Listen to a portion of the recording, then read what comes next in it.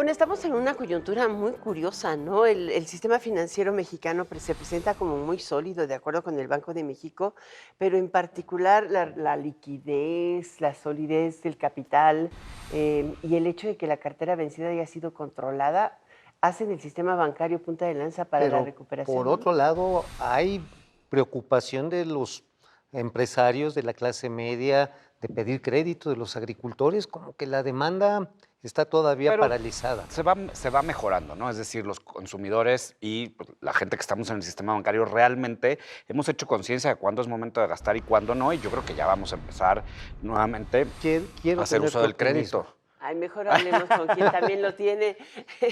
Vamos con el presidente de la Asociación de Bancos de México, de la ABM, es Daniel Becker. ¿Qué tal? ¿Cómo estás, Daniel? Alicia, Mauricio, Oscar, Buenos gracias por la días. invitación. Un gusto, Daniel. ¿Por qué no nos platicas de cómo está realmente el sistema bancario y cómo está impulsando la economía?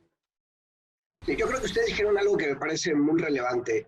Es la primera vez que después de una crisis la banca sale fortalecida. Y me parece que eso es un buen elemento para profundizar. La banca se encuentra con índices de capitalización de solvencia por arriba del 18% en su agregado, con arriba de 1.4 billones de pesos porque hubo una propensión del consumidor en lugar de consumir a ahorrar, lo cual habla muy bien del consumidor y que entendió la problemática y la profundidad de la crisis. Y además la banca lista, como ustedes ya lo comentaron, con una oferta de productos para empezar a continuar con la función de la banca y ayudar al crecimiento económico. El esfuerzo que hicieron durante la pandemia, Ari, creo que fue muy meritorio. Todo el mundo lo pudimos ver. Todos los que tuvimos un crédito tuvimos un reposo finalmente. ¿Cuánto implicó para la banca esto, por un lado, en términos de condonar o no condonar, aplazar el cobro de intereses? ¿Y cómo tuvieron que reforzar ahí su capital precisamente para salir fortalecidos?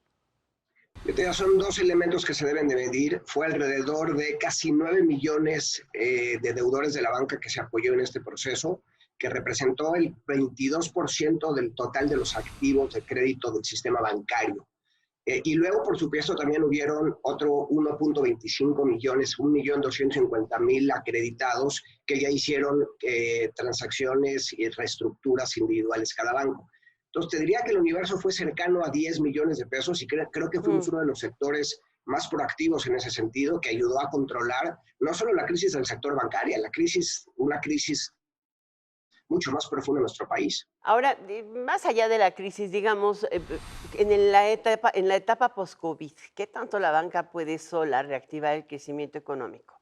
Digo, porque finalmente la banca continúa con el ciclo económico y si no hay quien lo impulse por otro lado, yo dudo que la banca sola pueda ser el jalador.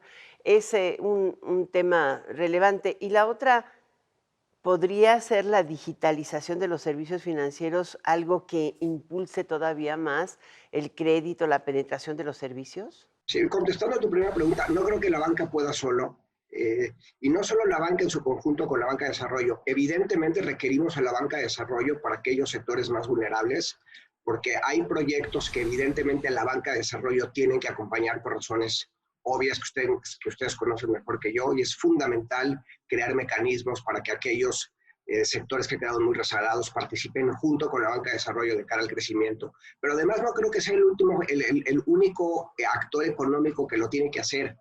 Alicia, ahí también tenemos, bueno, un poco hablando del PIB, ¿no? La balanza comercial, exportaciones, importaciones, gasto del gobierno, consumo. Es decir, si todos los agentes económicos no participamos de cara a esta recuperación, la banca tendrá una función importante, pero marginal. Y la banca de desarrollo, desde luego, se vuelve un elemento fundamental. La digitalización ha sido muy importante porque le ha dado profundización al mercado. Tenemos que seguir trabajando en la parte digital, aunque ya hay casi 50 millones de líneas vinculadas a cuentas bancarias, pero creo que todavía hay un gran esfuerzo por hacer para que todos los mexicanos tengan por lo menos un producto bancario. Como ustedes saben, y tú eres una estudiosa de esto, Alice, hay un estudio donde se correlaciona con mucha claridad que entre más productos financieros tenga una persona, una sociedad, o por lo menos uno, va empezando a haber se empieza a cerrar la brecha y por lo tanto empieza a haber mayores oportunidades. Y ese es uno de los trabajos que vamos a hacer en esta administración. ¿Qué porcentaje de los mexicanos estamos en el sistema bancario y cómo hacer para que ese aumente justamente por lo que dices de la importancia de la digitalización? Es difícil esa medición, pero se calcula que entre el 70 y el 80% de la mayoría de los mexicanos tiene por lo menos un producto bancario, y creo que hay varios elementos. Uno es, evidentemente, más que la digitalización, yo creo que hay que hablar de, porque mucha gente confunde digitalizar con digitalización. Digitalizar es simplemente que tus procesos estén en cuestiones digitales, y digitalización es que efectivamente ya puedas, como por ejemplo los países africanos, operar y tener todo tu banco a partir de un aparato celular. Daniel, fíjate que también digitalización o hacer digital los trámites, todos los procesos, implica un nuevo riesgo. El riesgo de la suplantación de personalidad, los fraudes, Los ciberataques. los ciberataques. ¿Qué está haciendo la banca en ese sentido para que los usuarios nos sintamos tranquilos de que si entramos a una nueva plataforma, nuestra identidad y nuestro patrimonio no va a ser dañado, ni tampoco el del banco? A ver, Oscar, eso es una tendencia irreversible y tenemos que ir por ese camino. Eso yo creo que no hay ni siquiera que pensarlo. La banca invirtió el año pasado, en el 2020, 20,000 millones de pesos de cara a crear elementos perimetrales para no recibir ciberataques. Este año va a ser una cantidad también sumamente relevante. La banca es uno de los actores que han construido mayores carreteras de ciberseguridad a través de sus elementos perimetrales, y lo que hay que hacer allí es educar y no confundir al usuario entre lo que es un ciberataque y lo que es un fraude cibernético. Son dos cosas bien diferentes, y les pido, por favor, que a partir de este programa podamos enviar el mensaje a todos los usuarios. Perfecto. No, la banca no pide datos personales. ¿Cuál es la diferencia entre uno y otro? Mejor explícanoslo, Daniel, con Para toda poderlo mencionar bien, sinceridad. ¿no? Sí, claro. Primero, la diferencia entre un ciberataque es cuando un hacker intenta entrar a los sistemas centrales del banco para vulnerar los saldos de los clientes. Okay. Y puede penetrar a los bancos, lo cual sucede muy poco. Y un ataque, un fraude cibernético es cuando a ti, por ejemplo, Alicia, Mauricio, Oscar, les piden que por favor, una vez que dan de alta su dispositivo digital, les piden información que no corresponde al banco, porque cada vez que tú hables un dispositivo digital, la banca no pide datos personales y mucha gente la da. Y ahí es donde extraen datos que sirven para múltiples cosas, clonar tarjetas, en fin, entonces son cosas muy diferentes. Una cosa es lo que le sucede al usuario y otra cosa es intentar vulnerar los sistemas core bancarios de las instituciones. Qué diferencia. ¿Y la otra parte, la del fraude extrafinanciero? Hemos sido muy claros y muy consistentes y muy persistentes con los reguladores. Tenemos que tener cancha pareja para la banca, para las fintechs y aquellas que están reguladas. Hemos escuchado que, bueno, que ellos estarán haciendo su papel para aquellas fintechs que no estén cumpliendo con su objeto social, que estén haciendo cosas que le corresponda a la banca por su regulación. Evidentemente, creo que estamos un poco tarde, pero estoy seguro que el compromiso que hemos escuchado de los reguladores para tener piso parejo para todos los intermediarios que hagamos la misma actividad, la veremos muy pronto. Daniel, ¿estás viendo tú que hay un repunte de la demanda, ya sea tanto en medios digitales y crédito tradicional? Estamos viendo que la demanda realmente de empresarios, de familias, está empezando a animarse. Con esto discutí al principio con Oscar. Crédito, ¿no? No me creíste mucho. No, dije, quiero tener tu optimismo, quimiquísimo. Cuéntanos tú, Daniel, ¿cómo estamos realmente en ese sentido? Sí, por supuesto. Yo creo que, a ver, la demanda de crédito es una función de la expectativa de crecimiento, ¿no? Y ustedes ya vieron el último dato de confianza del consumidor en México, prácticamente en 50%, que arriba de 50 ya es una buena confianza del consumidor. Eso se está empezando a ver en mayor demanda de crédito. Hay circuitos que ya están empezando a ver, pues, ninguno todavía prepandemia, pero ya claramente tendencias positivas. Yo les diría que prácticamente todos, unos con menor profundidad y otros ya viendo recuperaciones. Todo lo que está vinculado a la exportación, al proceso manufacturero, están prácticamente ya prepandemia. Y lo que es sector terciario, comercio, servicios, turismo, todavía rezagados, naturalmente, pero ya empezamos a ver tendencias positivas. Es decir, en prácticamente todos los segmentos de crédito ya hemos visto puntos de inflexión. Evidentemente, la parte digital ayuda. Evidentemente la confianza del consumidor ayuda y evidentemente la expectativa de que México ya está en un proceso de recuperación ayuda. Y si esto además se suma a que el proceso de vacunación sigue continuando de forma acelerada, que creo que es la única forma que en realidad generará una nueva normalidad. Para el fin del trimestre de este mismo año, del 21, vamos a ver demanda de crédito y volúmenes de crédito igual que antes de la pandemia. Pues sí, Ándale. eso sí Confío que es así será. Ojalá sería una gran magnífico. noticia. Sería una gran noticia para nuestro país, indiscutiblemente.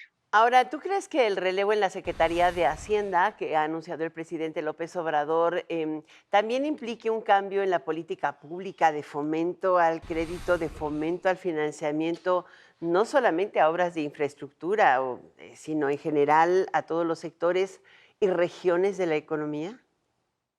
Mira, no, tendría una mentira, Alice, porque no he tenido la oportunidad todavía de reunirme con el doctor Ramírez de la O, pero estoy seguro que hay un mandato en términos de detonar todos aquellos programas del plan de infraestructura que están, muchos se quedaron en cartera, muchos ya se empezaron a poner en práctica. No sé si vieron la nota la semana pasada que hay un proyecto para el Tren Maya de Banobras.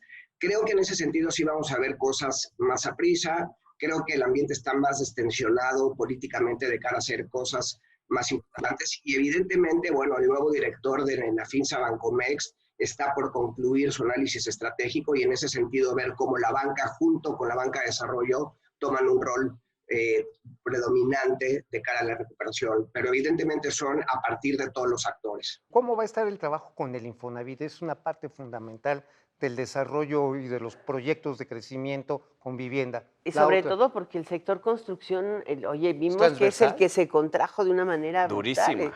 Es Nos el decía transversal. justamente el presidente Concamín que es el sector que está pujando, ¿no? Sí que sí.